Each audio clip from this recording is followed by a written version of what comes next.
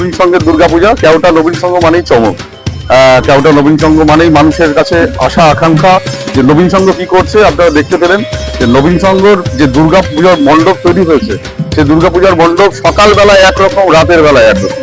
মানুষকে সকালবেলায় মানুষ যে মানে আমাদের যারা মণ্ডপে আসবেন, তারা যারা সকালবেলা দেখে যাবেন, তারা সব সময় মাথায় রাখবেন যে রাতের বেলা তাদের চিন্তাধারা থাকবে যে তারা রাতে আসে, রাতে আসবার জন্য তারা টার্গেট অবশ্যই করবেন। কারণ রাতে প্যান্ডেল যেন এক অন্য রূপ নিচ্ছে, অন্য রূপ নেওয়ার কারণ আপনারা নিশ্চয়ই দেখতে পাচ্ছেন। মানুষ আসলে একবার চোখ ঘুরিয়ে দিতে পারবে না, এক অসাধারণ মণ্ডপ সজ্জা তৈরি হয়েছে। আমরা আর কিছুক্ষণের মধ্যেই আমাদের সকল দর্শনার্থীদের জন্য আমরা দ্বার উদ্ঘাটন করে দেবো, আমরা মণ্ডপের দ্বার করে দেবো। আমাদের থিমের এবছরে আমাদের নাম হচ্ছে রঙের হাট।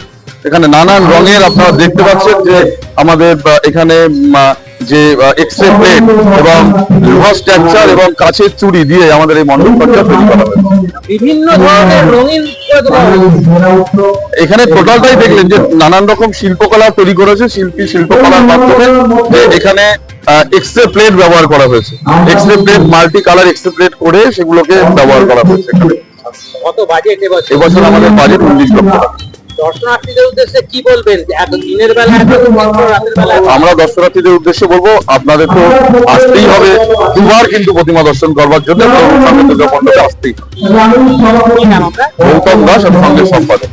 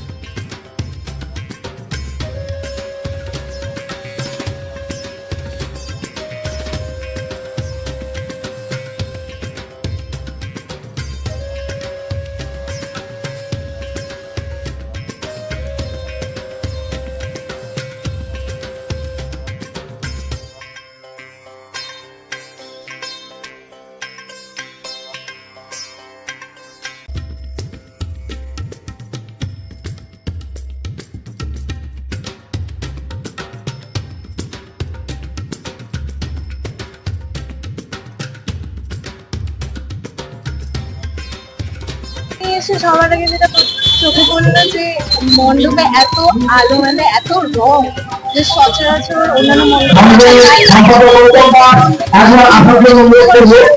মানে এত রং চমে দেখা যায় না। বাট দেখে খুবই ভালো লাগছে, আমার খুবই ভালো লাগলো মণ্ডপটা দেখে, প্যান্ডেলটা দেখে।